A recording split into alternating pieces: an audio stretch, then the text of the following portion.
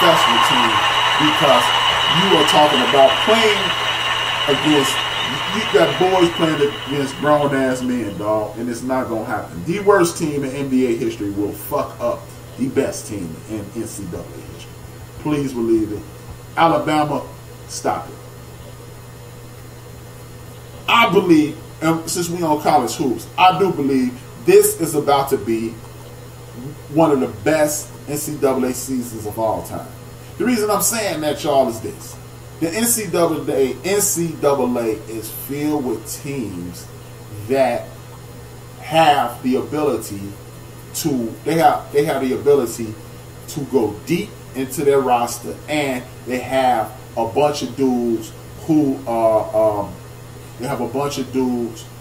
experienced in the coaching program. When you look at Gonzaga, take apart Duke.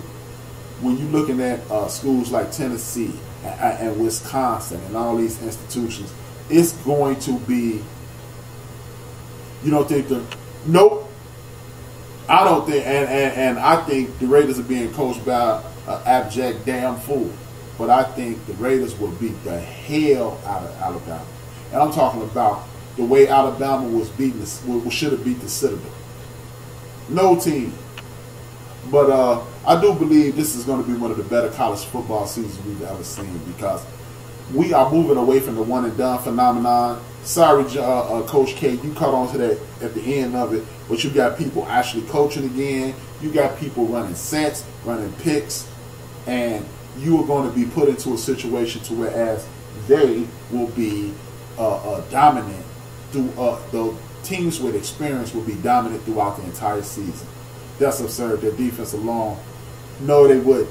No, they wouldn't. Because look at it this way: everybody is up in arms and talked about how great the Alabama defense has been. The most players they ever got into the pros at one point is 7. You talk about 7 pros versus 53. You talk about young men versus grown men. It's never gonna happen, Tiff. There will never be a situation where pros can contend. College players can contend with pros on no level. It's the equivalent of your nieces and nephews beating you at something. It just don't happen that way, Tiff. Think about it like this. Mark Ingram dominated to the point where he was the most valuable player in college. Henry dominated to the point where he was the most valuable in college. 2 Heisman Trophy winners. They ain't really done a whole lot in the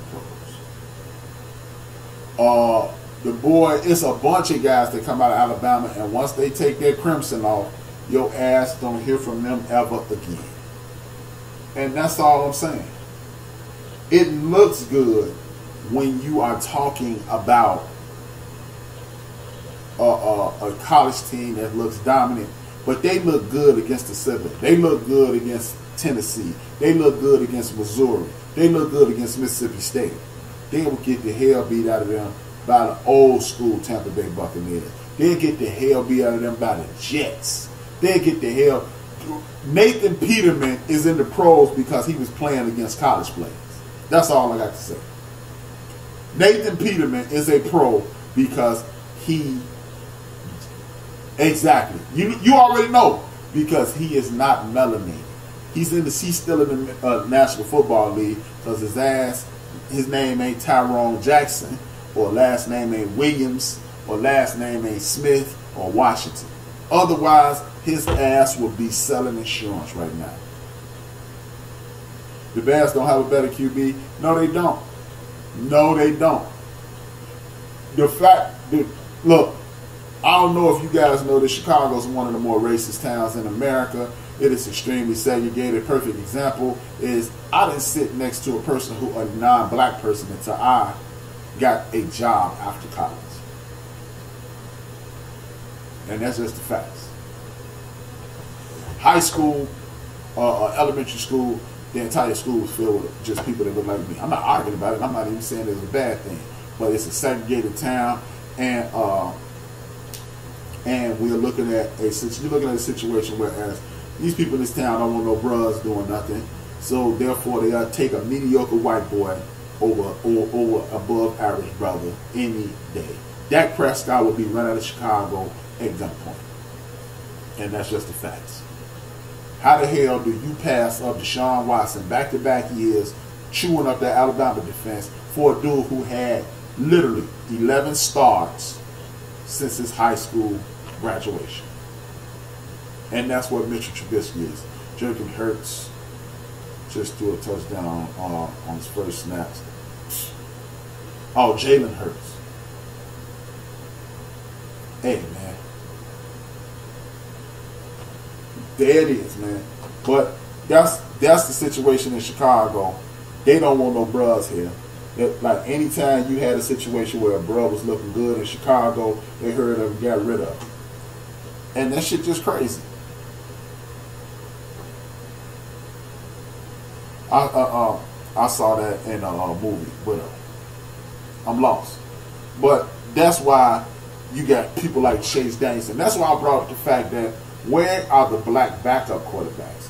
We got 109 Division 1A programs, and you telling me out of all those damn schools, the Big 10, the Big 10, the Big 12, the Pac-10, the Big Sky, the ACC, the ACC, the Atlantic Coast, the Big Atlantic, and all these conferences. Y'all find these white boys under every rock, garbage can, and barrel that y'all can find. It ain't no bros out there that can do what Carson Wentz did. And remember, which leads me to another question. At what point does mainstream media start kicking Jeff Fisher draws in his ass? Jeff Fisher unofficially almost ruined Jason Garrett's career. But guess whose career he did ruin? He ruined Vince Young's career. Guess who else's career he probably ruined? The late great Steve McNair. It's a damn shame, man. See, this is what I was talking about earlier in the show, Tiff. When you got people who are willing to sacrifice someone else's future in order to somehow the black quarterback plays back up to the black quarterback. Exactly. That's the only time you see a backup black quarterback. When he playing back up to another. Chief Rock is on the fire stick. Okay. And you just looking at a situation to whereas it's just Jeff Fisher. How many coaches? That's the question that we need to be asking each other. How many coaches are ruining the future of these young quarterbacks, whether they be Nubians or from another culture? How many coaches are ruining these young brothers, man? See, because it's easy to say, oh man, Jeff Fisher's a moron. Now that you got McVay kicking ass and taking names, but how many other quarterbacks have been ruined by these substandard coaches? You know, Jeff Blake. I mean, we can go down the list. Even somebody who is the poster boy for being a bust, Jamarcus Russell. I'm not trying to tell you that Jamarcus Russell would have been a world beater. But just imagine if Jamarcus Russell would have had an Andy Reid. Just imagine if he'd have had a McVay. Just imagine if he would have had a Shanahan. Somebody who's going to build an offense around what he does best. And why doesn't he get an opportunity? Exactly. Fucked him. Fucked over Vince Young. But you haven't, is it me or has anybody heard anything about how Jeff Fisher ain't shit and should never get another coaching job? It's amazing, man. If you ask me, there's very few people in this damn NFL lexicon that can coach. Because coaching is adjusting your system around the personnel that you have. How many coaches are actually doing it? There are very few coaches in the National Football League that are adjusting their system in accordance to what the player does well. Lamar Jackson running the ball 24 times. Because he didn't run the ball 26 times. 2 of those are kneel downs. They count those as rushes. H-Rap, if these black quarterbacks don't just, if these black quarterbacks don't just expect coming into the NFL as a skill position player instead of a QB, that's what's hurting us. Exactly. They are too easily swayed into doing it. Hell no, I'm not running no damn route. The story of the Raiders coaches used to send drop mark. But you know what? You know what, Tiffany? I get that. They said the same thing about Michael Vick. Are we saying that Jamarcus Russell and Michael Vick are the only two people that ever do that? Because I'm quite sure I would bet anything that Brett Favre was doing the same thing. And why y'all giving these motherfuckers blank shit like that? And I believe that's a lie, because during that period, the Raiders shit was so raggedy. It was ridiculous. During that boy 3 or 4 year career with the Raiders, he had like 3 different head coaches. I find that extremely difficult to believe. Again, I'm not saying Jamarcus Russell was a world beater, but why is it that Michael, because it's a test, I just don't believe. I'm sorry. Jamarcus Russell could have had just a few less burgers and a few less sips of that lean. Yeah, he was. Hey, again, I'm not saying that Jamarcus Russell was the poster boy for hard work, but this is what I am saying. What the hell was Ryan Leaf doing? Ryan Leaf is in jail right now, ain't he? Is he in jail right now, if I'm not mistaken, for some breaking in the motherfucker's house and being addicted to pain relievers? Bankhead Brett. The last time I checked, they don't call you the name of the party section of town unless they ain't calling you that because you studying your film all the time. And the way Brett Favre used to hit wide open linebackers, y'all telling me this dude was watching video and learning from the test? This dude openly admits that he couldn't read defenses. I trust the bear, but sometimes I write down the mileage before it goes in the mouth. But okay, it's just a quality check. Hey, how about Art Sleazer? Help me out, Chief Rocker. But you know, I get it.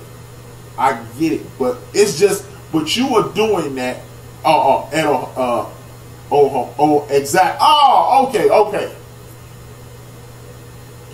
I'm just saying, man, it's just strange, Tiffany, that those stories are only hung on Michael Vick and Jamarcus Russell. But y'all gave Ryan Leaf 10,000 chances to fail.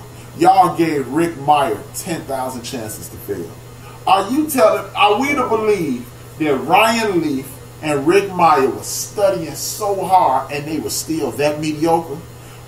Look at how good Michael Vick was, and look how, in some instances, how promising Jamarcus Russell looked.